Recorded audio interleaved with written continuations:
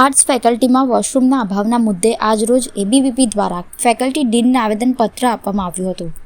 વડોદરાની એમએસ યુનિવર્સિટીની arts faculty ખાતે આજરોજ એબીવીપી દ્વારા ડીનને આવેદનપત્ર સુપરત કર્યું હતું।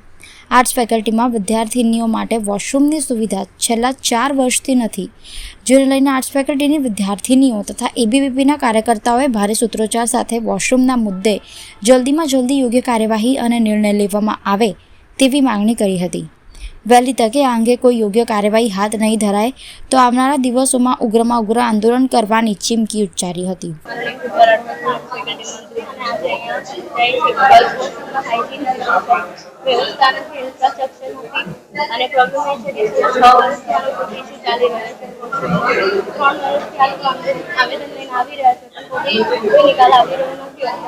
આજે આંદોલન